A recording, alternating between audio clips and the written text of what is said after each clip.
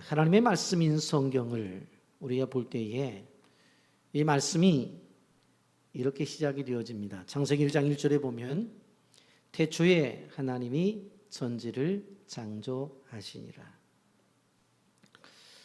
여러분, 이 말씀은 하나님이 일하시는 하나님이다, 그런 이야기입니다. 하나님은 무에서 유를 창조하신 그런 분이십니다. 그리고는 그 창조하신 모든 것을 관리하기 위해서 아담과 하와를 또 만드셨습니다. 그러니까 창세기 시작을 보게 되어지면 일하시는 하나님과 일하는 사람들을 우리가 볼 수 있게 된다고 하는 것입니다. 어느 95세 된 노인분이 자기 인생을 되돌아보면서 이러한 고백을 하게 됩니다. 나는 젊었을 때 정말 열심히 일을 했다. 그 덕에 65세 때에 은퇴할 수가 있었다. 그런데 벌써 95번째 생일을 맞았다.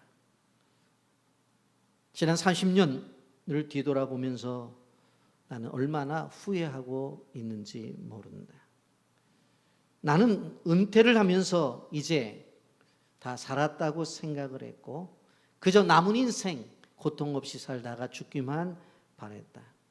그렇게 생각해 보니 희망도 없이 지루한 30년을 보냈다. 그런데 95세 된 지금 나는 아직도 정신이 또렷하고 활동에 어려움이 없다. 앞으로 어쩌면 5년을 더 살지 10년을 더 살지도 모르겠다.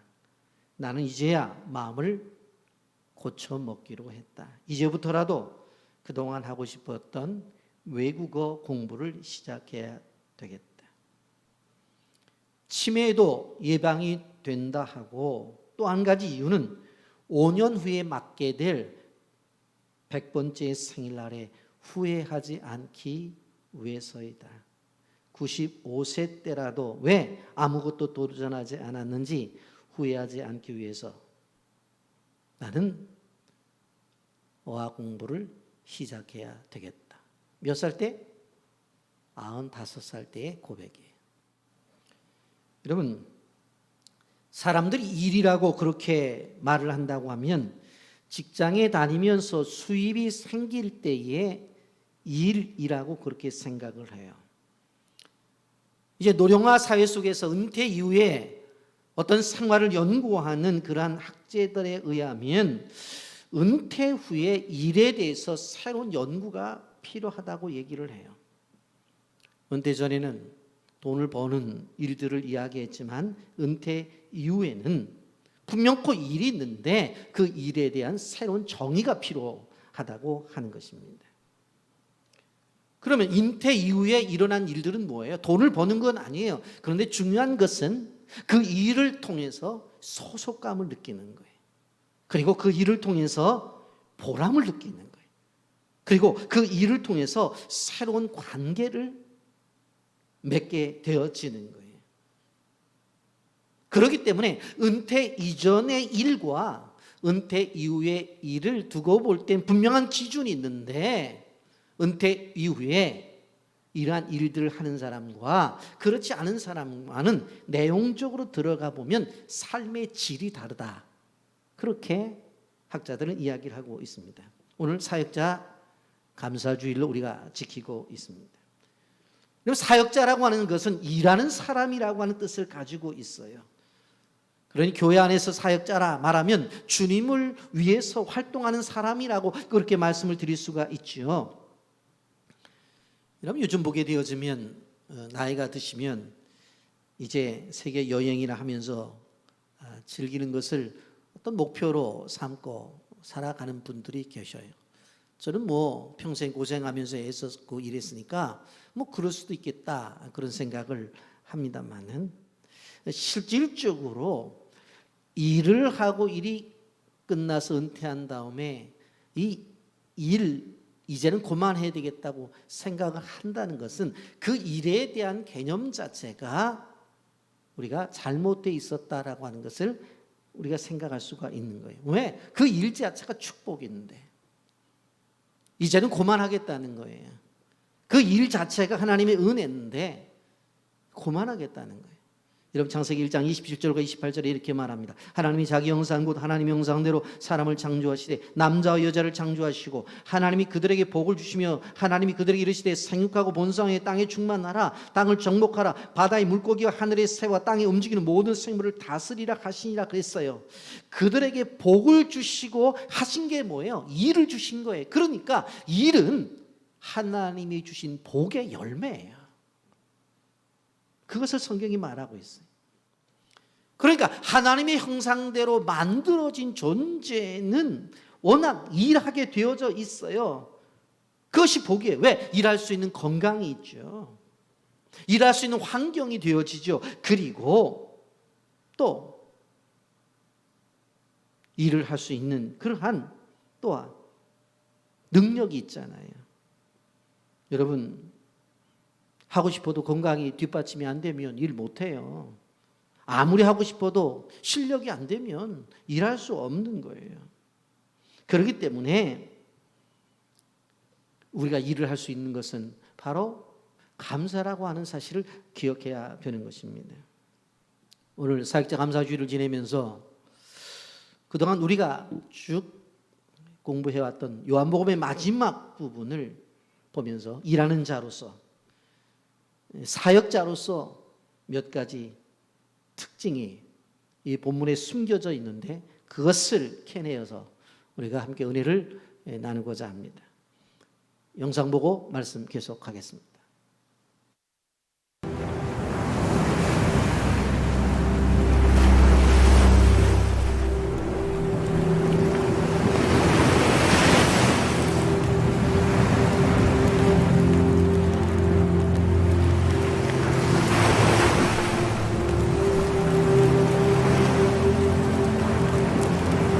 난 고기를 잡으러 가겠네. 우리도 함께 가겠소.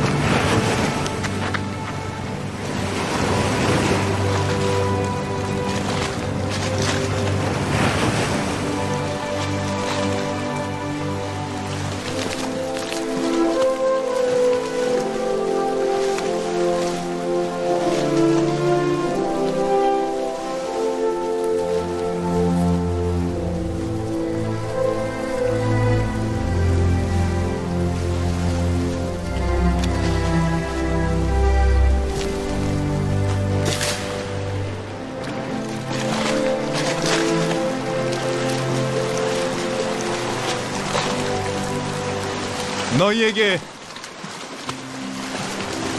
음식이 있느냐?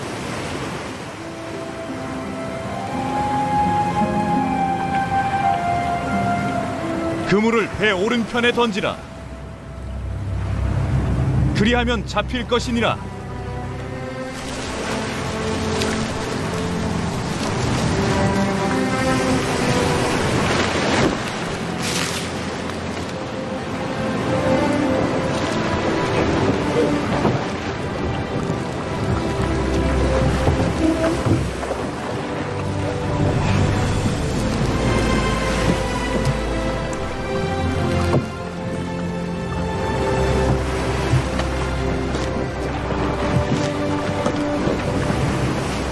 주님이시다. 지금 잡은 생선을 이리 가져오라. 와서 먹으라.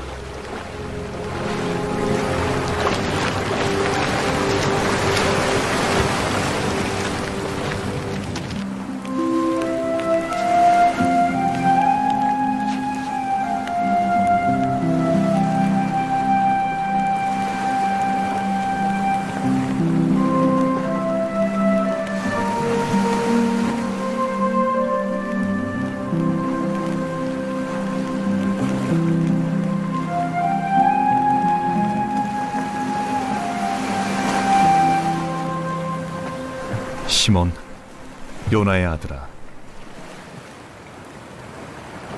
네가 이보다 나를 더 사랑하느냐? 예, 주님. 제가 당신을 사랑하는 줄 아시지 않나이까? 내 양을 먹이라. 시몬, 요나의 아들아, 나를 사랑하느냐? 예, 주님. 제가 당신을 사랑하는 줄 아시지 않나이까? 내 양을 먹이라. 시몬, 요나의 아들아, 나를 사랑하느냐?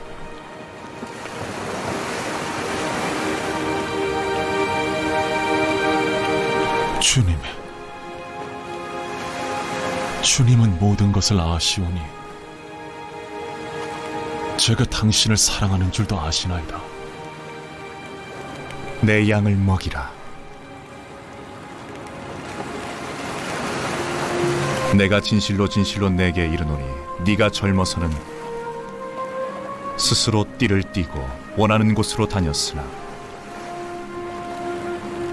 늙어서는 네 손을 내밀 터인즉 다른 이가 너에게 띠를 띠워 원하지 않는 곳으로 너를 데려가리라. 우리 영상에서 본 것과 마찬가지로 예수님의 제자들이 바로 자신의 사역지를 떠나요. 그래서 오늘 우리가 먼저 생각해 볼 수 있는 것은 그 예수님과 사역지를 떠난 제자들에 대해서 한번 생각해 보려고 합니다. 여러분, 하나님께서 우리에게 사명을 주셨어요. 그것을 우리는 소명이라고 그렇게 말을 하는데 오늘 본문에서 우리는 사역지를 떠난 제자들의 모습을 볼 수가 있습니다. 그러면 이 소명을 받은 자가 사역지를 떠나게 될 때에 나타나는 것들이 오늘 본문에 세 가지 정도로 나타나요. 첫째는 뭐냐면 습관을 따라서 본능을 따라서 움직인다고 하는 것입니다. 오늘 본문은 그 후에라고 하는 단어로 시작을 합니다. 예수님께서 제자들에게 두 번이나 나타나셨음에도 불구하고 그들은 어디로 가고 있어요? 바로 예전에 자기네들이 자라나고 일을 했던 그 장소로 그냥 돌아가고 있어요. 디베랴 호수, 곧 갈릴리 호수입니다. 디베랴 호수라고 하는 말은 로마의 황제 티베리우스란 이름을 따서 붙인 이름인데 그곳으로 돌아가고 있어요. 태어나서 자랐던 그 장소, 습관을 따라서 그 장소에 가는 거예요. 그냥. 거기에 간 사람들을 보니까 시몬, 베드로, 도마, 나다나엘, 야고보와 요한 그리고 다른 2명의 제자들과 함께 해서 한 7명 정도가 가고 있습니다. 그냥 습관을 따라서 옛 장소로 돌아간 거예요. 두 번째로는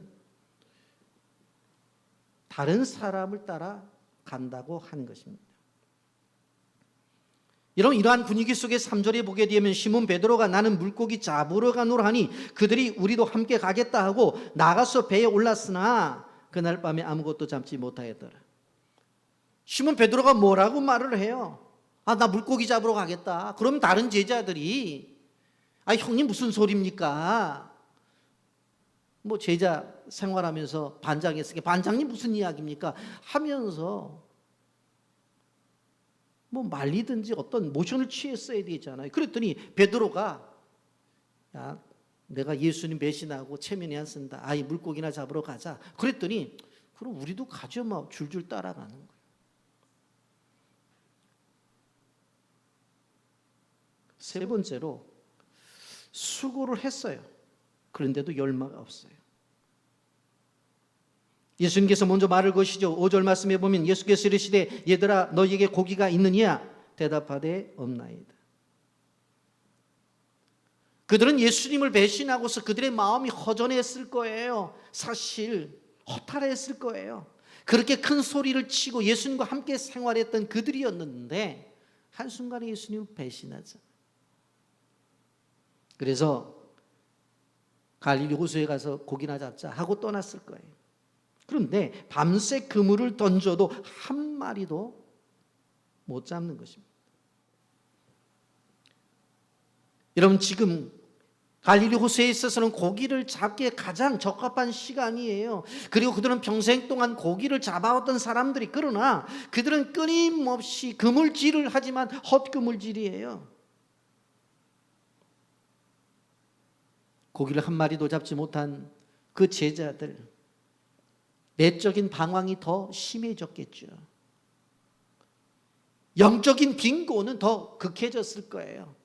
그래, 맞아, 우리가 무슨 예수님의 제자라고, 에이, 물고기나 잡고, 이렇게 물고기 잘 잡히는 걸 보니까 우리는 그래도 이직을 버릴 수 없지, 에이, 물고기나 잡자, 뭐 그렇게 생각할 수도 있었을 텐데 한 마리도 안 잡히는 거예요. 그러니 주님 배신했죠. 물고기도 안 잡히죠. 내적인 어떠한 방황이 얼마나 심했겠어요.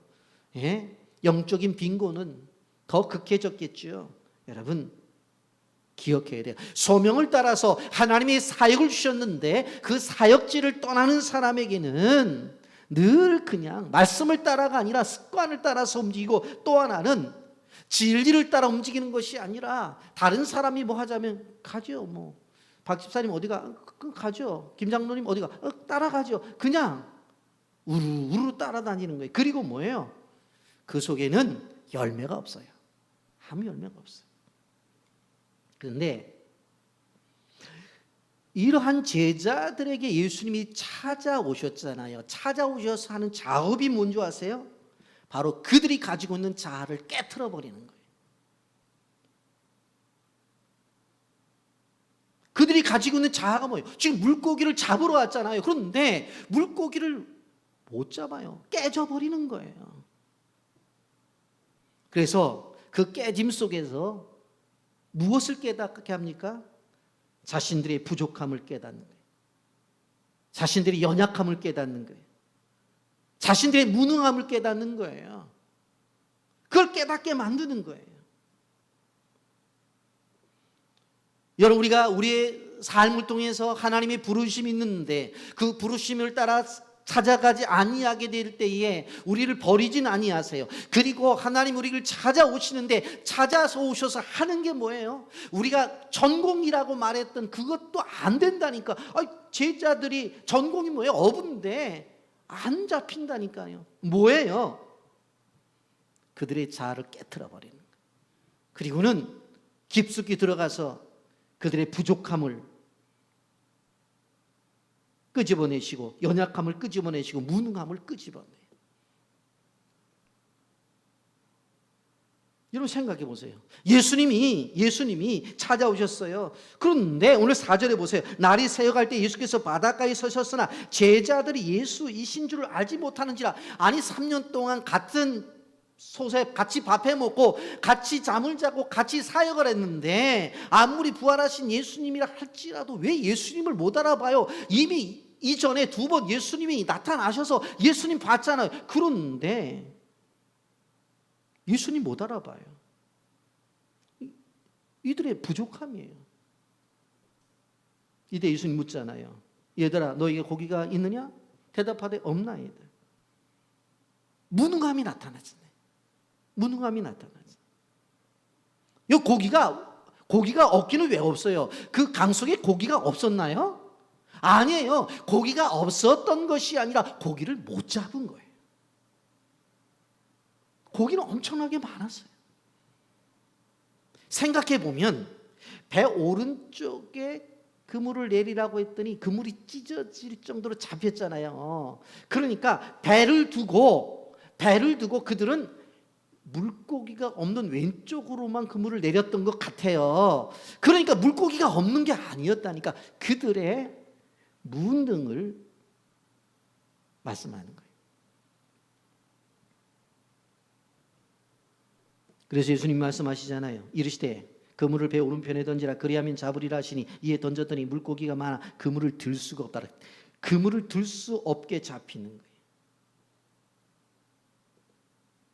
여기서 무엇을 깨달을 수 있어요? 제자들의 무능과 그리고 주님의 능력이 만나잖아요. 여기에 하나님의 은혜가 나타나는 거예요. 우리가 신앙생활하면서 기억해야 될 것은 무엇인가 하면 나의 무능과 그것에서 무능으로 끝나면 안 돼요. 그것에서 하나님의 능력이 나타날 때에 그것이 그 만남을 통해서 하나님의 은혜가 시작되어지는 거예요. 여러분, 성공과 실패의 차이가 뭔가요? 성공과 실패의 차이. 성공과 실패의 차이는 다른 것이 아니라 하나님의 말씀하심에 순종과 불순종이냐 거기에 따라 달라요. 순종하면 여기에 그물이 찢어지게 잡히는 거고, 아니 뭐 여태까지 뭐 했는데도 안 됐는데 뭘 뭐 오른편에 던지래. 불순종하면 안 잡히는 거죠. 그러니까 실패와 성공은 하나님이 말씀하실 때 그 말씀에 대한 순종이냐 불순종에 따라 다른 거예요. 여러분, 여기서 우리가 한 가지 주의 깊게 그리고 중요하게 생각해 봐야 될 것은 뭐냐면, 예수님은 우리의 인생에 있어서 바로 우리 인생의 마지막을 실패로 끝나게 하지 않기를 원하신다. 여러분 한번 생각해 보세요. 베드로가 물고기 잡는 어부가 되어서 물고기를 잡았었어요. 그런데 어느 날 예수님께서 오셔서 야 그거 다 버려. 그래 배와 부친을 버렸어. 그리고 사람을 낚는 어부가 만들어 주겠다고 해서 같이 밥 먹고 생활을 하면서 수많은 사역을 했단 말이에요. 그런데 큰 소리치고 예수님 배신 안 하겠다고 그랬는데 배신했어요. 그러면 베드로 인생이 여기서 끝났으면 어떻게 됐었을까요? 가룟 유다하고 다른 거 없죠. 실패한 인생이잖아요. 근데 예수님은 어떤 줄 아세요? 예수님은 하나님의 자녀들, 자신의 자녀들이 마지막에 인생이 절대로 실패로 끝나는 걸 원치 않으세요. 따라서 하십시오. 예수님은 우리의 삶에 실패가 끝이 되지 않게 하십니다. 아멘.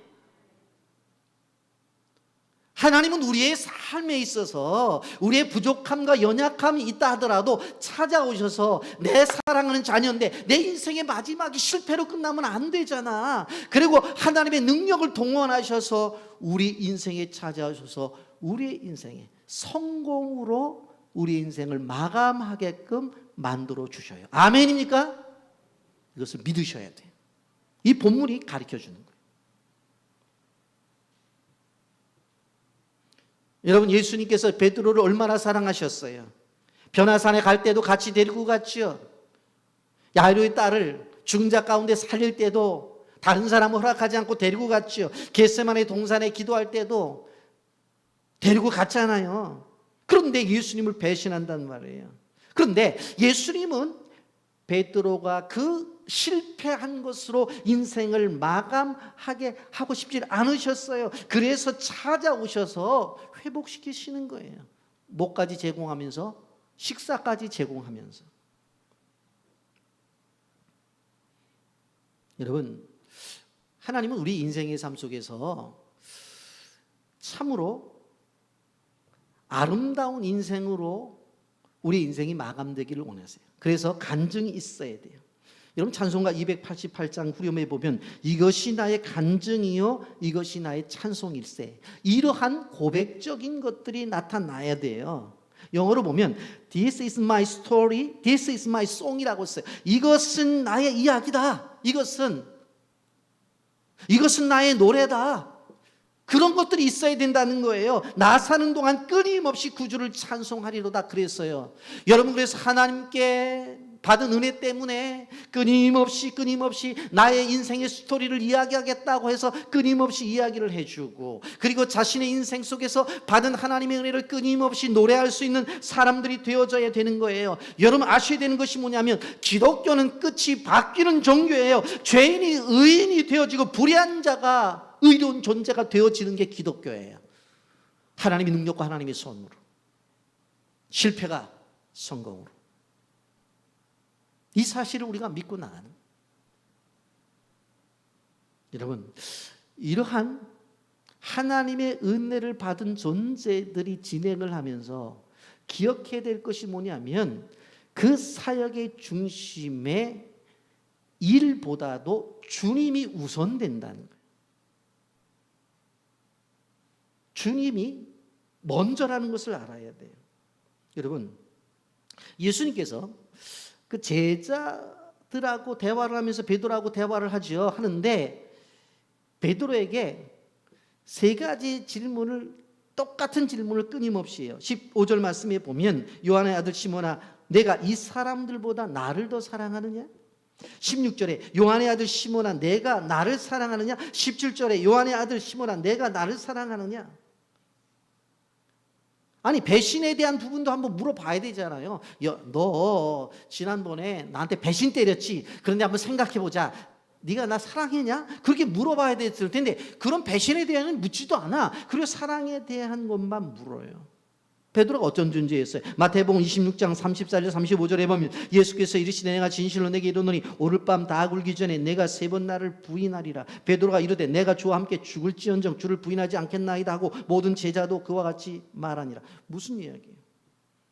야, 너희들 아무래도 위태해. 무슨 소리랍니까? 내가 볼 때는 오늘 다 굴기 전에 베드로 내가 3번 나를 부인할 거야. 아이고, 내가 죽을지언정 절대로 부인하지 않겠습니다. 그랬더니 제자들이 우리도 그럴 거라고 그랬잖아요. 그런데 그 후의 모습을 보세요. 마가복음 14장 71절 그러나 베드로가 저주하여 맹세하되 나는 너희가 말하는 이 사람을 알지 못하노라. 단순한 부인이 아니라 저주까지 했다고 그렇게 했어요. 근데 베드로가 나중에 사역자가 되잖아요. 사역자가 되어지기 전에 우리 주님은 이 문제를 해결하시기를 원하셨던 거예요. 여러분, 사역의 회복 속에서 이렇게 할 수도 있잖아요. 베드로야, 한번 생각을 해보자. 내가 나랑 사역을 하게 할 때 나가서 병 고친 사람들도 있죠. 있었죠. 그리고 야이로 딸 죽었을 때 같이 들어가서 살려내는 것도 봤잖아. 봤죠. 야, 나인성 과부의 아들 행해나가는 그 현장 속에서 일으키는 것도 봤잖아. 봤죠. 수많은 것들 봤잖아. 그럼 너도 또 동참했잖아. 그러니까 그 능력 가지고 다시 일을 해라. 그렇게 하실 수도 있는데 그 방법을 선택하지를 않으셔요. 내가 나를 사랑하느냐? 주님과의 관계를 자꾸 이해하게 해요. 하나님의 사역이라고 하는 것은 뭐냐면 주님과의 관계 속에서 이루어지는 행위가 바로 이게 사역이에요. 교회 안에 있었던 분들은 일은 정말로 잘해. 그런데 주님은 안 계셔. 사역도 잘해요. 그런데 보면 주님은 안 계셔. 그러니까 꼭 문제가 터지는 거예요. 여러분, 주님이 물으시는 것, 이것은 추궁하거나 책망하기 위해서가 아니에요. 주님과의 관계, 그것을 세우기 위해서 그런 거예요. 그러니까 베드로가 3번 부인했잖아요. 그러니까 3번 물으시잖아. 아주 정확하신 분이에요. 정확하신 분이. 15절 하반절에 보면 주님 그러하외다. 내가 주님을 사랑하는 줄 주께서 아시나이다. 성경 끊임없이 주님과의 관계를 이야기합니다. 시편 91편 14절 말씀에 보면 하나님이 이르시되 그가 나를 사랑한즉 내가 그를 건지리라. 그가 내 이름을 안즉 내가 그를 높이리라. 그렇게 말씀했어요. 잠언서 8장 17절 말씀에 보면 나를 사랑하는 자들이 나의 사랑을 입으며 나를 간절히 찾는 자가 나를 만날 것이라고 말을 했어요.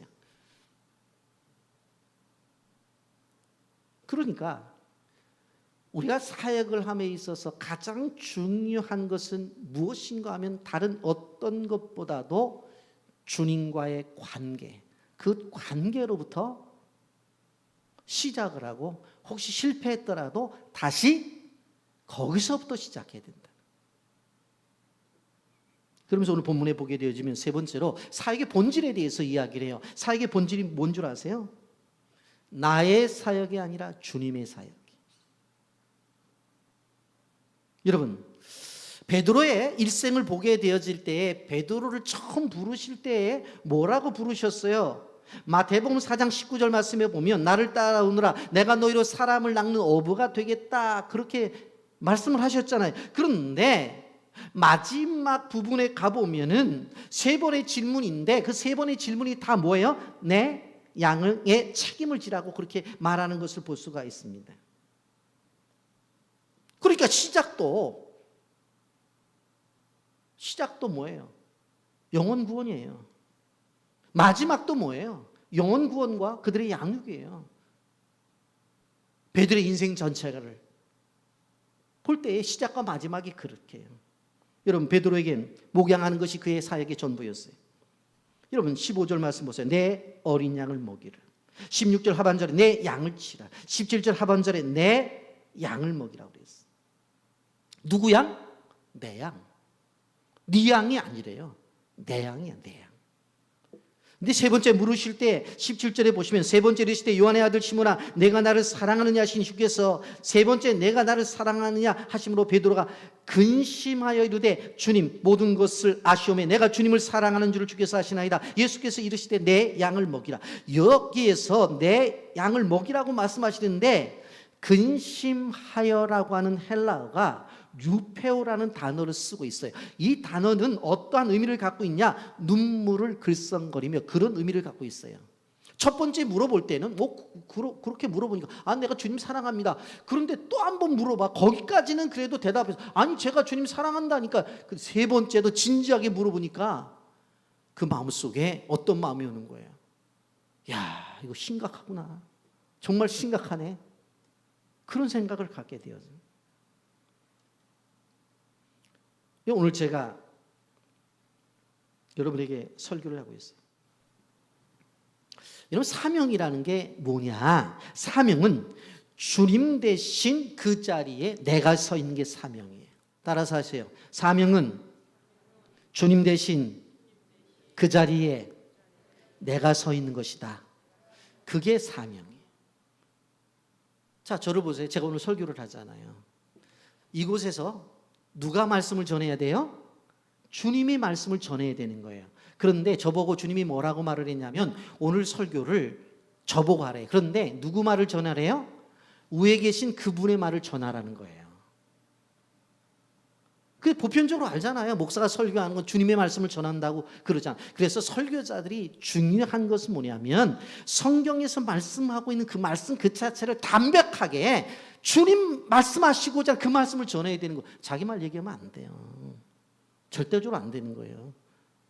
그러니까 제가 전하지만 지금 전하는 건 누구의 말이에요? 주님의 말씀. 그 이야기를 하고 있는 거예요.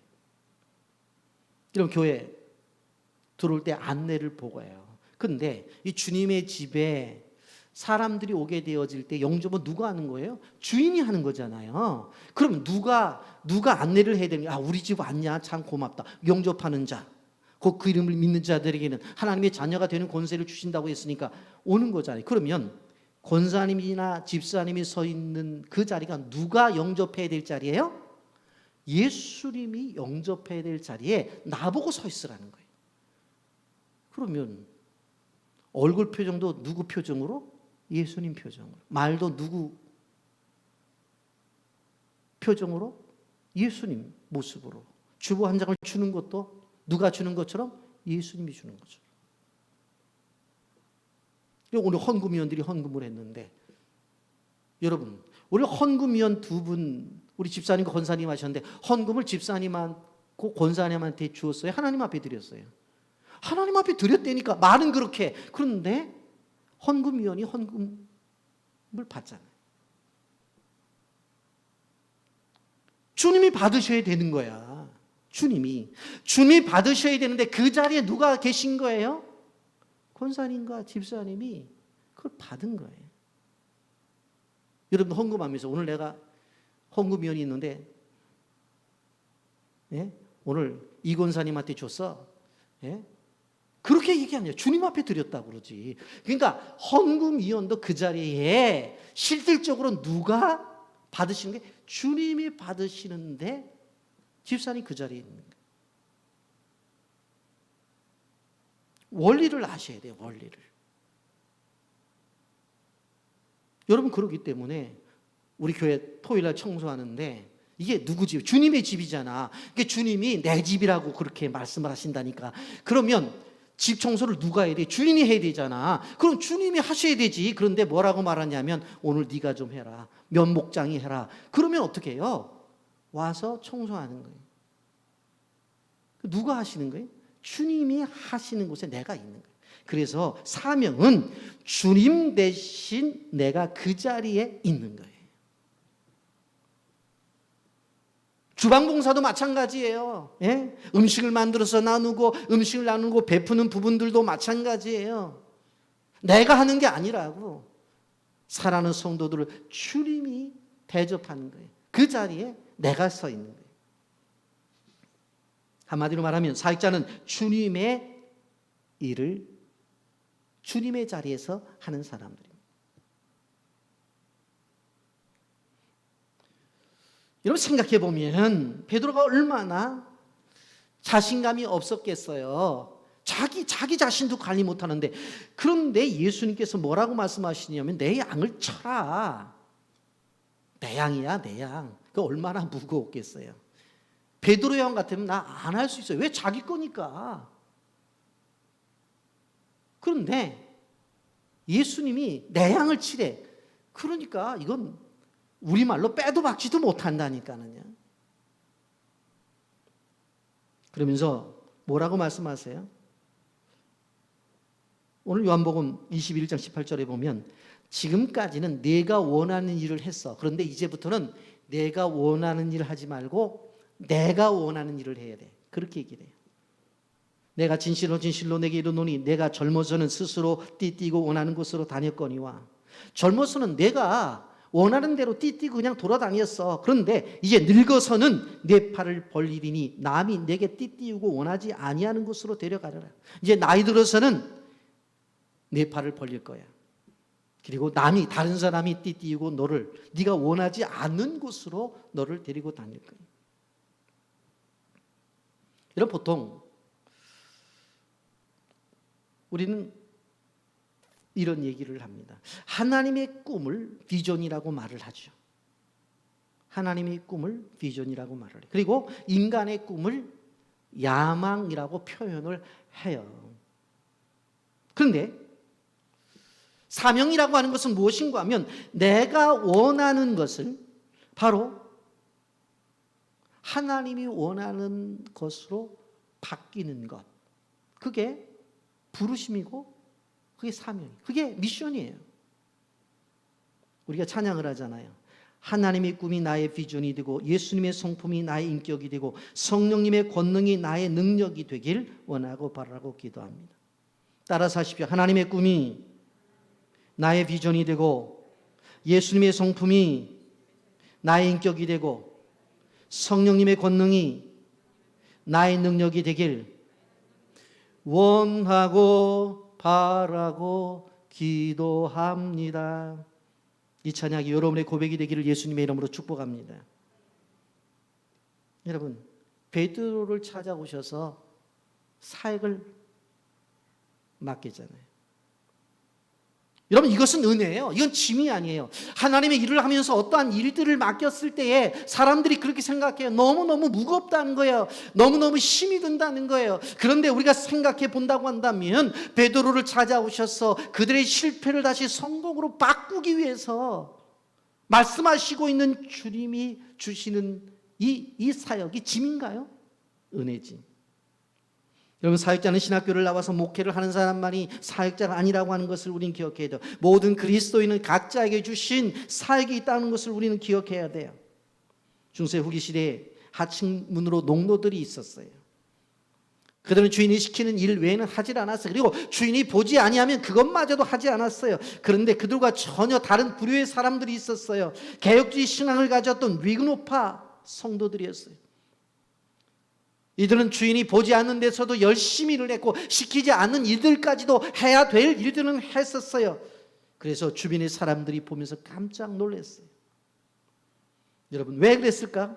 그것이 사역이라고 생각했기 때문에. 여러분 고린도전서 10장 31절 말씀에 보면 그런즉 너희가 먹든지 마시든지 무엇을 하든지 다 하나님의 영광을 위해서 하라고 그랬어요. 먹는 것도 사역이래요. 마시는 것도 사역이래요. 그렇기 때문에 하나님의 영광을 위해서 하라고 하는 거예요. 여러분 학생들은 공부를 통해서 사역을 하는 거예요. 직장 생활하는 분들은 일터에서 사역을 하는 거예요. 교회에서 직분을 맡은 분들이 교회 안에서 일하는 것만이 사역이 아니라고 하는 것이에요. 여러분 가정에서 주부들이 음식을 만드는 것도 사역이에요. 한마디로 말하면 우리의 삶 전체 모든 영역이 사역이라고 하는 것을 우리는 기억해야 된다고 하는 거예요. 우리 교회 안에도 사역하시는 분들이 많이 있는 것을 볼 수가 있습니다.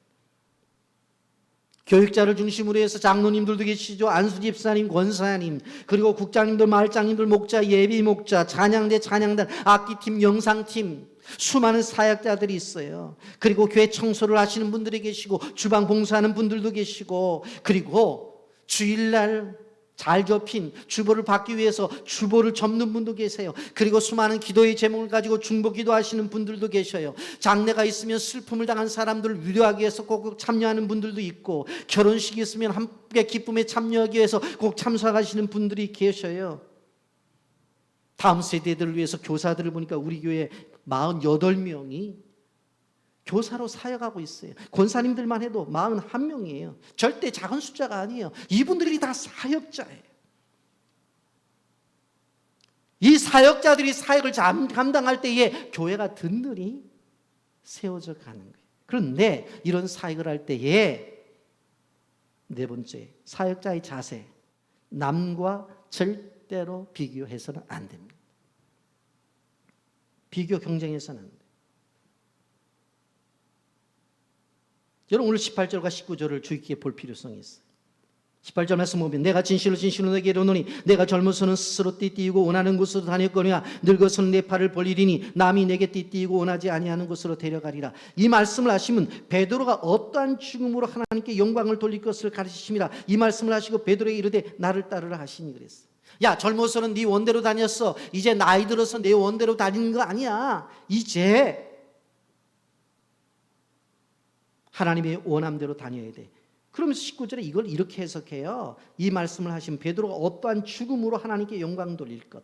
내 팔을 벌린다. 많은 학자들이 이것은 십자가를 지고 십자가에 죽을 것을 예언하는 말씀이라고 해요. 그런데 이렇게 베드로에게 야, 너 어렸을 때 젊었을 때는 네 원하는 대로 다녔지. 이제부터는 내가 원하는 대로 다닐 거 아니야. 이제는 두 팔을 벌릴 일이 있어. 그렇게 말씀을 했어요.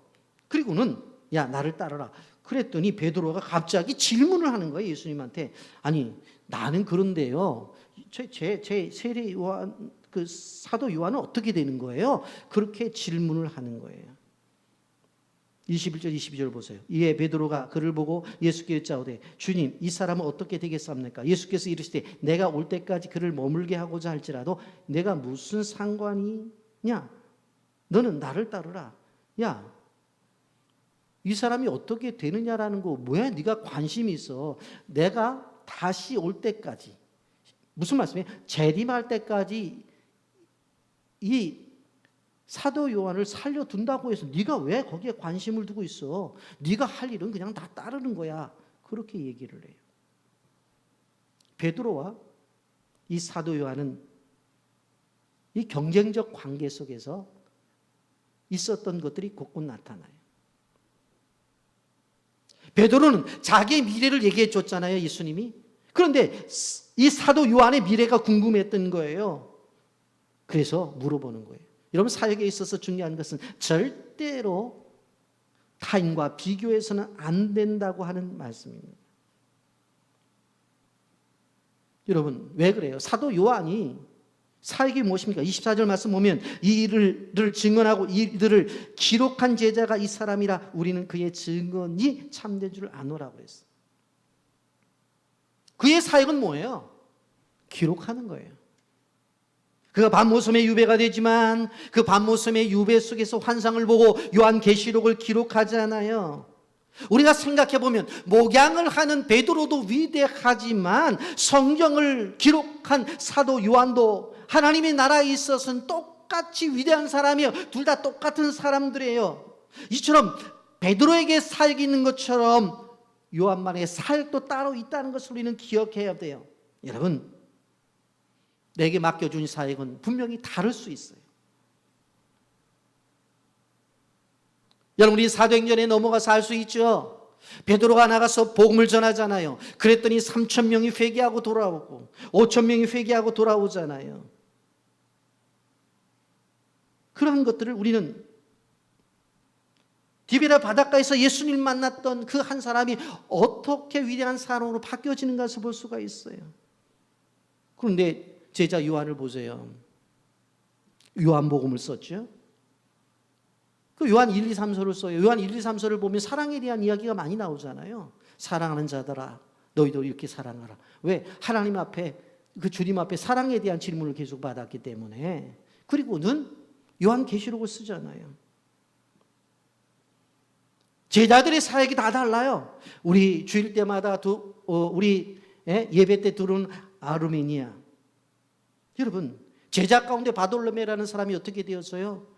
아르메니아에 복음을 전하러 가서 그곳에 가서 순교를 당해요. 그래서 지금 이 아르메니아의 정교회가 바로 그 바돌로메를 시작으로 시작이 되어진 거예요. 그러니까 사역자들마다 다 다르다고 하는 것을 우리는 기억해야 되는 거예요. 우리가 다 머리라고 생각하면 어떻게 될까요? 머리가 2개만 되어도 이상한 사람이잖아요. 그렇잖아요.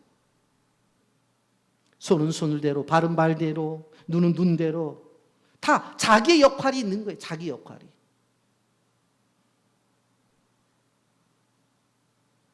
여러분, 발이 가만히 있고 손이 걷는 것을 손이 걷는다고 해요. 그걸 기는 거라고 그러지? 달라요, 다 달라요. 여러분, 우리가 꼭 기억해야 될 것이 무엇입니까? 그렇기 때문에 성도들 한 사람이 한 사람이 다 사역자라고 하는 거예요. 그래서 기억해야 될 것은 뭐냐면 모든 성도는 사역자예요. 그리고 삶의 전 영역이 사역지예요. 이 2가지를 꼭 기억하시죠. 전 성도가 사역자다. 그리고 전 삶의 터전이 사역지다라고 하는 것입니다. 우리 삶의 전 지역이 사역지라고 하는 것입니다. 이제 말씀을 정리하려고 생각합니다. 여러분, 물고기를 한 마리도 잡지 못했을 때 배 오른편에 그물을 던지라고 해서 내렸더니 153마리가 잡혔어요. 요한복음 21장 11절 말씀 보면 시몬 베드로가 올라가서 그물을 육지에 끌어올리니 가득히 찬 물고기가 153마리라 이같이 많으니 그물이 찢어지지 아니하였더라. 여러분, 우리나라 볼펜의 대명사가 모나미입니다. 그런데 그 모나미 가운데서 제일 많이 팔린 모나미 볼펜이 모나미 153 볼펜이에요.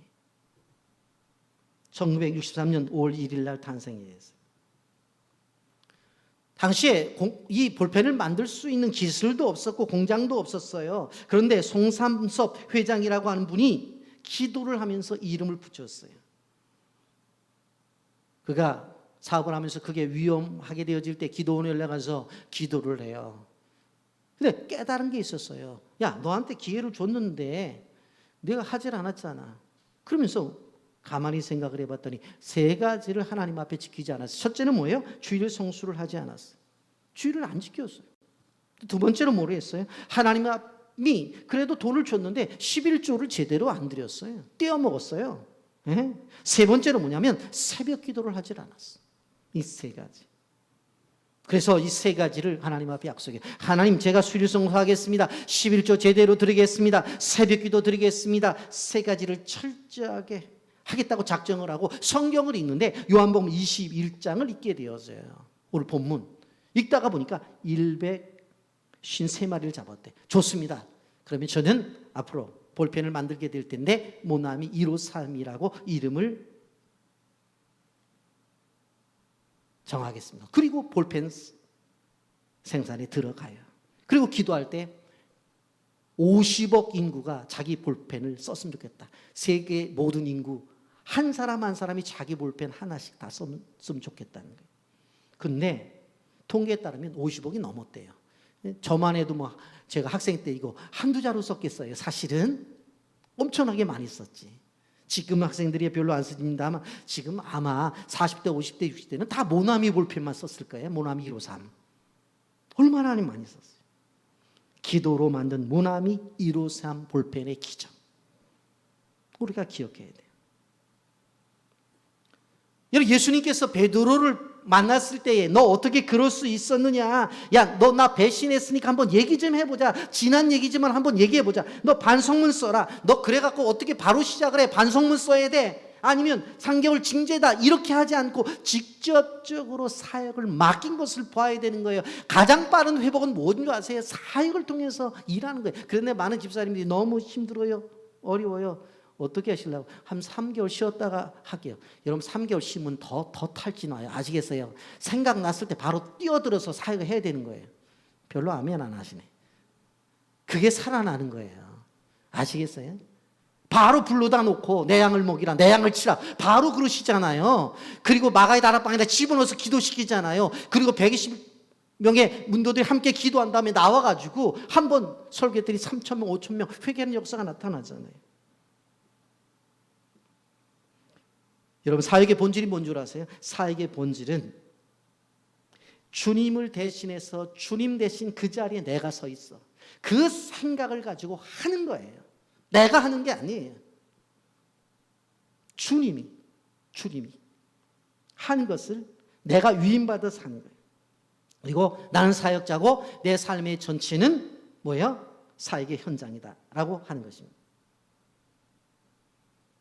여러분, 하나님께서 우리에게 일하라고 부르셨기 때문에 우리는 사역자예요. 그래서 이 사역을 감당하게 되어질 때 하나님은 능력도 주시고 자원도 주셔요. 그렇기 때문에 믿음을 갖고 일해야 된다는 사실을 기억하시기를 바랍니다. 여러분, 이 사역을 통해서 하나님 앞에 영광을 돌렸어요. 그것을 통해서 내가 일하는 것이 아니라 주님이 일하셨다고 고백을 하시기를 바랍니다. 그것을 경험하시기를 바랍니다. 그래서 이 마지막 시대 속에서 주님이 여러분들을 통해서 주님이 일하심을 통해서 여러분이 하나님을 경험하는 축복이 여러분의 인생에 나타나기를 예수님의 이름으로 축복합니다. 아멘.